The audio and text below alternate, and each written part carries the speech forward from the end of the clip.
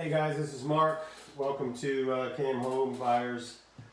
Short little video here. We're going to try to help people on the ARV, which is always kind of tricky for the beginners, and sometimes it's even trickier for people who've been in it for a while. But the ARV stands for after repair value. What we're trying to do is, obviously being wholesalers, we're buying properties at discounted rates that need a lot of work, anywhere between 15 and 50,000 maybe, and work. And what we're trying to do is find out the price that's going to help us negotiate a good deal on the back end to the investors, sellers, and flippers. Okay, so the ARV stands for after repair value. It's another term, just like if they're a normal real estate agent, as retail value. What is the retail value of the property after repair value? And how you figure that number out. Everyone's got their own little way of doing it, and in time you'll get better and you can move that number plus or minus on different factors. But how we're going to go about it today is after repair value is I'm trying to find the house value when it's completely repaired with my investors. So what is that house going to look like and cost and sell on the market when it has stainless steel appliances, hardwood floors, and it's in mint condition. I'm going to do that is I'm going to get on the MLS and or get a realtor friend to help me out, and they're going to pull up comps in that area. Okay, I use a few things. I like to use the houses that are in that specific subdivision in the legal description. Okay, in the legal description of my closest sales to the house. You're not going to get the most accurate, perfect one with the same square footage and everything, but you want to try to get the same bedrooms and bathrooms, close to the square footage and close to the built year. If it was built in 1982, most of the houses in that local subdivision will be built between 82 and 85 or something. And then you want to make sure the lot, what size they got a pool, a lot, and try to get that the best ones. And then once you get that out, you can do a comparison on comps, a printout, and you'll get a number that it might sell for when it's in that condition, when it's all said and done by your investors. Okay? There's a lot of things to take into play. How distressed the property is.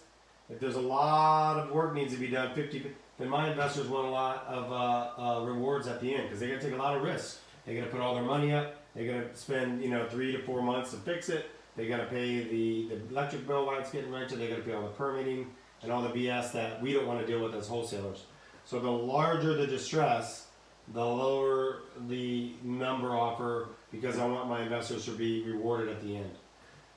Is it a piece of shit? POS. Sometimes they're tear downs. I've had plenty of tear downs in which it's worth the land value. So we have to take that into consideration. And when you do these ARV comps, you want to look at the quality of these sold comps. Is that going to equal what you might be redoing in your repairs? Now, wholesaling, which is a whole new word that a lot of people don't even know about.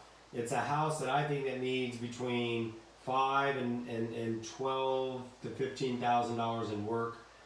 Has a good roof and a good air conditioning system. Can pass a loan, but the person doesn't want to deal with it because in their mind it's a complete distressed property. And 90% of those, they're between wholesaling to investors, because we're not going to send it to the investor because the price needs to be super low for them to get it in any type of reward. And the seller doesn't want to drop it that much because they know it doesn't need, it's not a POS. So that house is always, to me, an MLS listing by me, because, let's say they want $100,000 and an investor wants it at 60. But the seller here only wants 70. So I'll sign them for 70 and list it online for 79, maybe 82, and it's worth 100.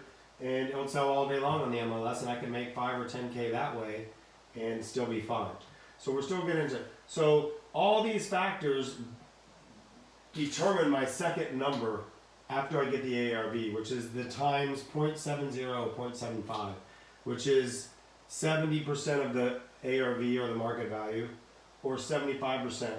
Also could be based on location, where the property is. Is it in the heart of the worst part of the city and you can't sell it because not many people want to live there because it's dangerous or whatever the factors may be?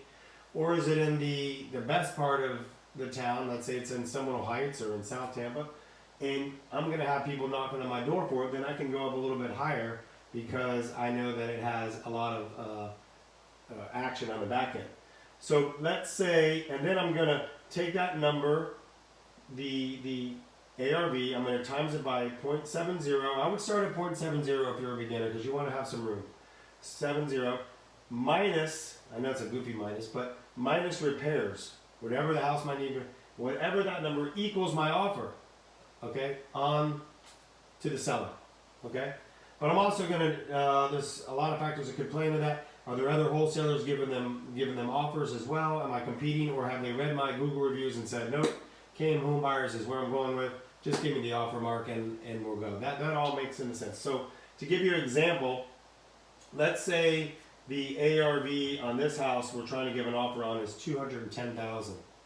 Okay, at $210,000, okay, and we're going to say it needs $45,000 in repairs, and we're going to times it by times 0.70. Let's do that. I want to say, correct me if I'm wrong, it's going to be my handy dandy calculator. Okay, 210 times 0.70, I think it's 147. So now that equals 147. Those numbers are too big. Now my repairs is 45. So minus 147 to minus 45 will be, and we all know that number, hopefully. If not, you probably shouldn't be in this, 102. Okay, so that would be my offer to the seller. Okay, but you wanna be careful because I don't want to lose it if they're bidding it out with other wholesalers. Officer. Okay, come on, Marco. I don't want to lose this bid because I'm at 102 when the numbers equal out that way. It does need a lot of work, but if it's in a kick-ass area, then I might bump this offer up to 105. There's a lot of strategies I have and offers, and that's a whole new video because I like round numbers on offers to the buyer, to the seller. So I would probably, if it's in a hot area, I would probably go up to 110, to be honest with you, to get that offer. If I have to come down later, I can. But to get the offer, I could maybe come up to 110 based on that offer. But the real number on this, if you're starting out, would be right around 102 at 70% of the market value. In time, you're going to learn how to change this number, good or bad or ugly, based on numerous other factors. Your buyers, knowing their buyers. I know my buyers. I know my investors, my cash guys. I know where they're at. I know what they need based on this and what the area is. So I already know the number prior to going over to the house.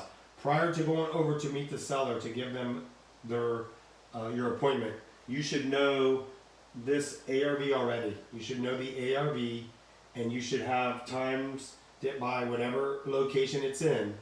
So all you have to do while you're there is figure out that repair number, and you can go to the car while you're there. And I've done it plenty of times where I sell it right on the property and they sign the contract.